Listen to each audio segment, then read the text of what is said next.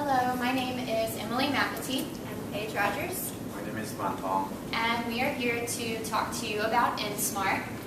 When we were thinking about what kind of problem pain that we wanted to address with this project, we all came to the conclusion that we had an experience where we had gone to a store, had an item in mind, and walked to the shelf and saw that it wasn't there. And once we did some research on that, we found out that we were not the only ones, that 75% of U.S. adults have experienced that. So as soon as we found out that information, we decided it would be a good problem pain to address. And as you can see up here, the specific problem pain that we're going to look at today is poor inventory control equates to shopper disappointment, which in turn equals lost sales. So as I was saying, 75% of U.S. adults have experienced this issue, which I'm sure you may be one of them. And looking at the retail industry, $60 billion was lost in 2015 due to poor inventory control. So that's a big number that we think that we can reduce by using InSmart. And 58% of frustrated in-store shoppers turned into lost sales. So that's also a very big number that could be reduced by using InSmart. So we got in contact with Target. As Emily was saying, he said that it was a daily occurrence for somebody to come in and say, hey, I saw this product online, it says you have two. They get in the store and it is not on the shelf. So he said that is a very big pain. He also said that they normally have 4 to 5 employees come in for about 6 hours every day to spend just their whole shift looking for products, cleaning up the store, just looking for those lost items. So we did the math and we found that if you paid somebody minimum wage, so if they pay more, it's obviously going to be more, but for 4 to 5 employees for 6 hours, it would add up to about $82,000 a year per store. Now, if you multiply that, the $82,000 by the amount of stores, which is a little less than 2,000, you would come up with the bottom that you see at the number, which is about $1.5 million per year. So, how would we solve this? This would be the InSmart app, and we would have real-time information, which also our contact at Target said this was something that they lack right now, and that is something that they need. They need that real-time information. So InSmart would have that ability. They would be able to have a map of the store on this app, so they would be able to locate it, pinpoint it right off where that product's at, whether it be across the store or in a cart. Maybe somebody picked it up. So that would be the ideal solution. And how it would work would be that we would get the Wi-Fi from the store. Target has Wi-Fi, so we would use their Wi-Fi. They have RFID tags on their products, and so we would pull that information from the products, and it would go straight to our app. So we would be able to pull up, or the retailer would be able to pull up the map and see where that exact product is at.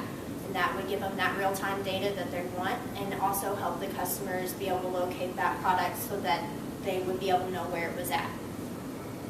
So looking at the opportunity size, the retail industry is a very big industry. It's worth $22 trillion, but we're not looking into the big scope of things quite yet. We're focusing on Target and looking at the opportunity for Target right now. It could increase their customer satisfaction, which one of their mottos is to be guest focused, so that would help with that. And then as well, decreasing those labor costs that the employee that we spoke to said that they spend so much money on.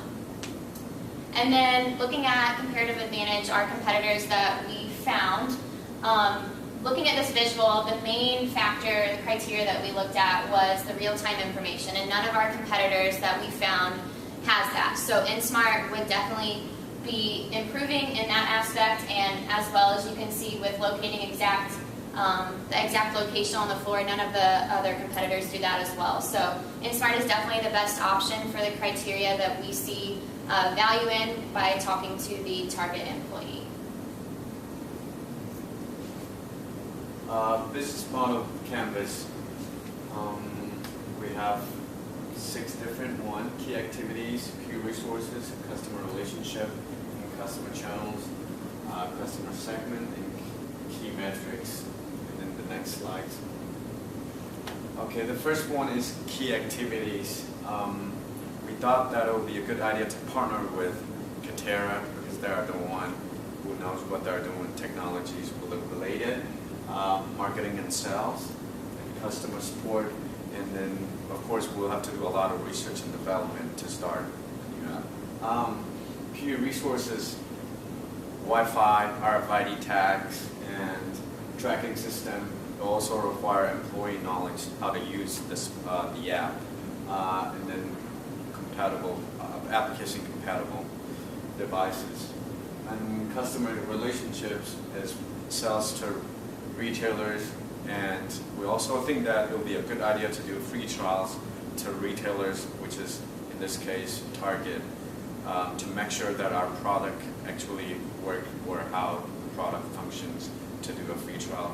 And then from there we'll get a feedback from representative and then adapt to customer demands. Customer channels, retailers. In this case will be targets based on all the contacts and all the informations, everything that we have had so far.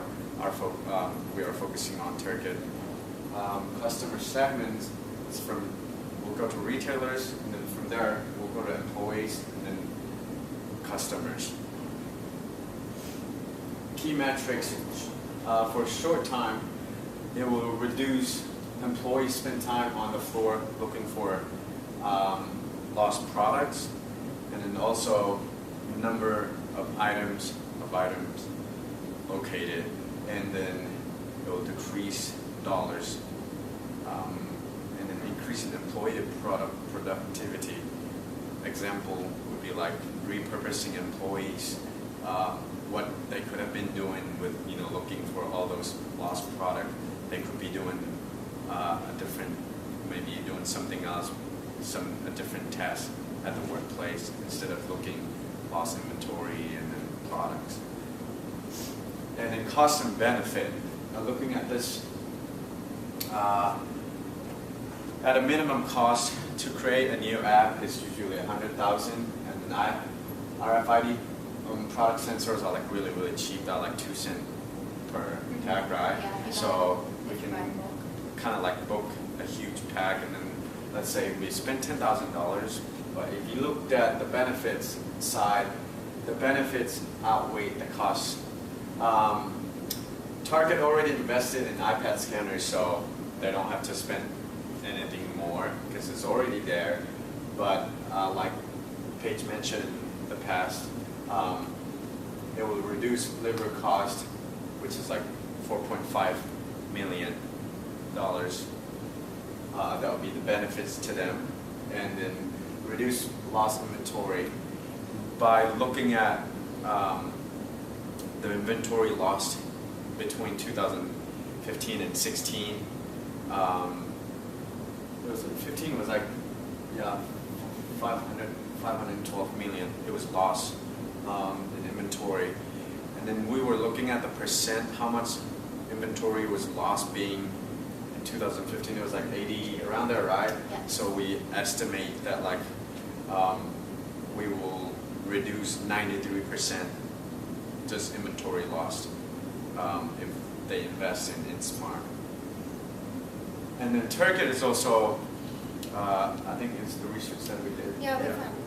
Yeah, they are willing to spend $2.5 billion just to improve their inventory.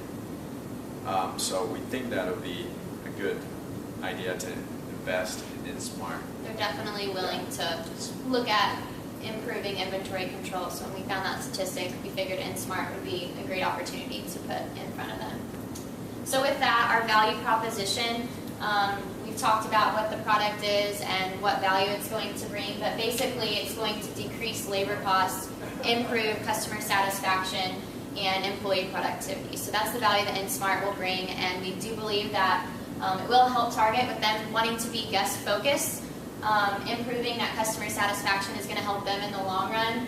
And with the retail industry being so big, we think that this can go further than Target, but we're going to focus small first. And we want to prevent any customer for ever having an empty shelf experience again, and we think that that's possible with InSmart. So if you have any questions, we would be glad to answer them.